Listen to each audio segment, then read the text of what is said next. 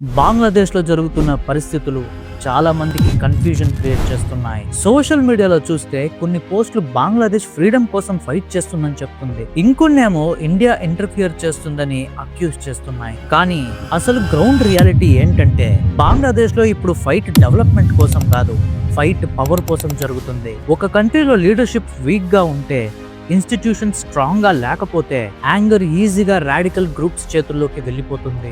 ఈ గ్యాప్ లోనే choice start అవుతుంది.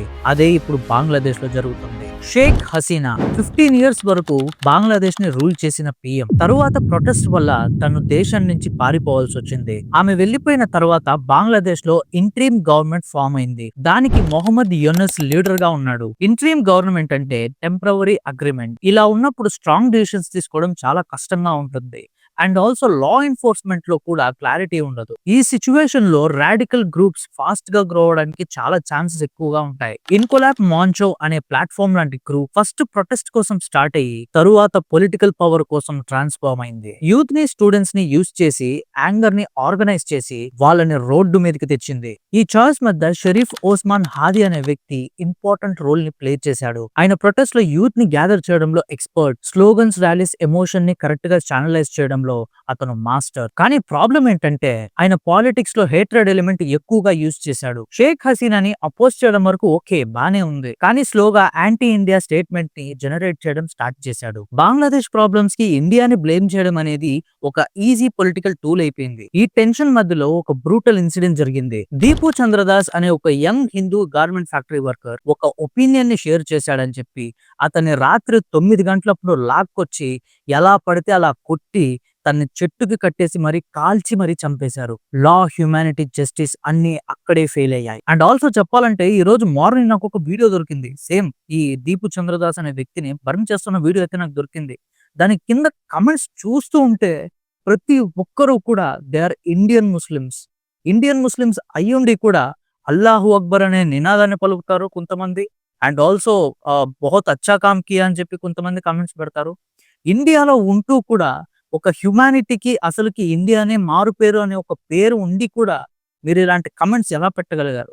And I'm not talking about all the Muslims, only అలాంటి వాళ్ళకి మాత్రం నేను చెప్తున్నాను. ఈ ఇన్సిడెంట్ చూపిస్తుంది బంగ్లాదేశ్ లో ప్రొటెస్ట్ ఇప్పుడు పీస్ఫుల్ కాదు అని. ఇదే ప్రొటెస్ట్ వైలెంట్ ఫేజ్ కి ఎంటర్ అయిన సిగ్నల్. డిసెంబర్ 12న బంగ్లాదేశ్ లో ఎలక్షన్ కమిషన్ ఎలక్షన్స్ ని అనౌన్స్ చేసింది. అదే రోజు షరీఫ్ ఓస్మాన్ హాది సెంట్రల్ ఢాకాలో క్యాంపెయిన్ చేస్తున్నప్పుడు ఎవరో గుర్తు తెలియని వ్యక్తులు మాస్క్ వేసుకొని వచ్చి మల్టిపుల్ బుల్లెట్స్ ఫైర్ చేశారు. ఈ అసాసినేషన్ అటెంప్ట్ దేశం మొత్తాన్ని షాక్ లో పడేసింది. హాదీని ఫస్ట్ లోకల్ హాస్పిటల్ కి, తరువాత సింగపూర్ హాస్పిటల్ కి షిఫ్ట్ చేశారు. ఈ అటాక్స్ జరిగిన వెంటనే రూమర్స్ స్ప్రెడ్ అయ్యాయి. అటాకర్స్ ఇండియాకి పారిపోయారని, ఇందులో ఇండియా హస్తం ఉందని, ఫారిన్ కాన్స్పిరసీ అని. కానీ వీటికి ప్రాపర్ ఎవిడెన్స్ లేదు. ఎమోషన్స్ మాత్రం పాలిటిక్స్ ని డ్రైవ్ చేయడం స్టార్ట్ చేసింది. అసలు ఇక్కడ నాకు అర్థం కానిది ఒక పాయింట్ ఉంది. అసలుకి ఇండియా అసలు బంగ్లాదేశ్ ని ఎందుకు అటాక్ చేయాలనుకుంటుంది? అండ్ మీకు 1971 లో అసలు ఫ్రీడమ్ తెచ్చుండకపోతే బంగ్లాదేశ్ అనే దేశమే ఇప్పుడు ఉండేది కాదు. ఇవన్నీ పక్కన పెడితే Hadi condition improve అవ్వకపోవడంతో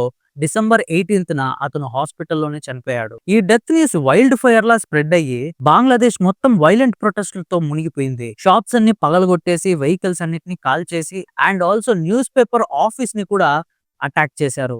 even Sheikh Mujibur Rahman house, Bangladesh హిస్టరీలోనే చాలా ఇంపార్టెంట్ సింబల్ ఇది, దాన్ని కూడా అటాక్ చేయడానికి ట్రై చేశారు. ఇదైతే ప్రొటెస్ట్లు కాదు, ఇది డైరెక్షన్ లేకుండా వచ్చిన ర్యాగ్. ఈ రైట్స్ మధ్యలో ఓపెన్ గా ఇండియాకి అగేన్స్ట్ గా స్టేట్మెంట్లు పాస్ చేశారు. అది ఏంటంటే ఇండియాలో ఉన్న 7 సిస్టర్స్ ని సెపరేట్ చేస్తామని, ఎక్స్ట్రీమిస్టుల గ్రూప్ కి సపోర్ట్ చేస్తామని చెప్పి వార్నింగ్ ఇచ్చారు. ఇక్కడ 7 సిస్టర్స్ అంటే మీకు ఒక డౌట్ రావచ్చు, ఇది ఏంటి అని చెప్పి. ఈ 7 సిస్టర్స్ వచ్చేసరికి అస్సాం, త్రిపుర, మేఘాలయ, మిజోరం, నాగాలాండ్, మణిపూర్, అరుణాచల్ ప్రదేశ్.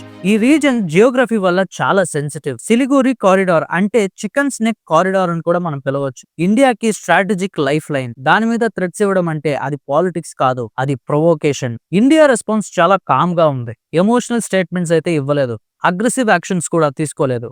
ఎందుకంటే పిచ్చుక మీద బ్రహ్మాస్త్రం ఎందుకని చెప్పి మనం సైలెంట్ గా ఉన్నాం. అండ్ ఆల్సో మన ఇండియా కూడా కొన్ని దేశాలను చూసి నేర్చుకోవాలి. ఫర్ ఎగ్జాంపుల్ చెప్పాలంటే ఇజ్రాయెల్ ని చూడండి. చుట్టుపక్కల ఉన్న దేశాలన్నీ కూడా శత్రు దేశాలే, కానీ అది ఇచ్చే వార్నింగ్ చాలా సింపుల్. మీరు నా మీద ఒక బాంబ్ వేస్తే I will give you 99 free. And also మీరు నా దగ్గరకు వచ్చి ఒక తోటా పేలిస్తే I will give you 99 free అని చెప్తుంది. సో అలాంటి బోల్డ్ స్టెప్స్ మన ఇండియా కూడా తీసుకోవాలి. అండ్ ఆల్సో డిప్లొమాటిక్ ఛానల్స్ లో బంగ్లాదేశ్ హై కమిషనర్ ని సమన్ చేసి క్లారిటీ అడిగింది. బార్డర్ లో సెక్యూరిటీని టైట్ చేసింది. స్ట్రాంగ్ కంట్రీస్ ని ఈలింగ్ చేయవు, క్యాల్కులేట్ చేసి రెస్పాండ్ అవుతాయి. యాక్చువల్లీ ఇండియాకి బంగ్లాదేశ్ ఇంటర్నల్ ఇన్స్టెబిలిటీస్ లో ఇంటర్ఫియర్ అవ్వాల్సిన అవసరం కూడా లేదు. ఎందుకంటే బంగ్లాదేశ్ కంట్రీ అనేది ఒక పూచిక పుల్ల లాంటిది. అలాంటి ఒక కంట్రీ ఇన్స్టెబిలిటీస్ లో మనం పోయి చిచ్చులు పెట్టాల్సిన అవసరం మనకేంటి? ఫస్ట్ ఆఫ్ ఆల్ అసలుకి మనం పెద్ద పెద్ద కంట్రీస్ నే మనం దేకట్లేదు. ఇలాంటి చిన్న చిత్క కంట్రీస్ అంతా మనం ఎందుకు దేకుతాం? That is the main important point కదా అక్కడ. బట్ బంగ్లాదేశ్ లీడర్స్ ఏమో ఫారిన్ ఇన్ఫ్లుయెన్స్ అని చెప్పి ఇండియా మీద ఎక్కువగా బ్లేమ్ చేస్తున్నారు. కానీ China debt trap, America strategy pressure, radical funding గురించి అసలు ఎవరూ మాట్లాడట్లేదు. మళ్ళీ చెప్తున్నా, అసలుకి బంగ్లాదేశ్ అనే కంట్రీకి మనం 1971 లో అసలుకి హెల్ప్ చేయకపోయి ఉంటే అసలు ఈ పాటికి భూపటం మీద అసలు ఈ బంగ్లాదేశ్ అనే దేశమే ఉండేది కాదు. పవర్ కోసం పొలిటీషియన్స్ ఈజీగా హేట్రెడ్ ని వెపన్ గా వాడుతున్నారు. ఈ హోల్ సిచ్యువేషన్ నుండి మనం ఏదైనా నేర్చుకోవాలంటే, లీడర్స్ హేట్రెడ్ పాలిటిక్స్ ఆడితే యూత్ వెపన్స్ అవుతారు. కంట్రీస్ ఆలోచించకపోతే కామన్ పీపుల్ సఫర్ అవుతారు. ట్రూత్ ని ఇగ్నోర్ చేస్తే హిస్టరీ వైలెంట్ గా రిపీట్ అవుతుంది. బంగ్లాదేశ్ కి సొల్యూషన్ లా స్ట్రాంగ్ చేయడం, డెమోక్రసీని స్టెబిలైజ్ చేయడం, డెవలప్మెంట్ మీద ఫోకస్ చేయడం, border security and zero tolerance to threat. మనకి సొల్యూషన్ ఏంటంటే ఎమోషన్స్ కాదు, ఫ్యాక్ట్ ఫాలో అవ్వడం. ఈ ఇష్యూని బ్లైండ్ గా సపోర్ట్ చేయడం కాదు, డీప్ గా అండర్స్టాండ్ చేయడం. ఎందుకంటే సైలెన్స్ కూడా ఒక డిసిషన్. రాంగ్ సైడ్ లో నిలబడకపోవడం మన responsibility. So guys, this is the end of the video. మీకు ఇలాంటి మరిన్ని వీడియోస్ కావాలంటే మన ఛానల్ ని సబ్స్క్రైబ్ చేసి అండ్ ఆల్సో లైక్ చేసి షేర్ చేయండి. సో మనం నెక్స్ట్ వీడియోలో కలుద్దాం. జై హింద్.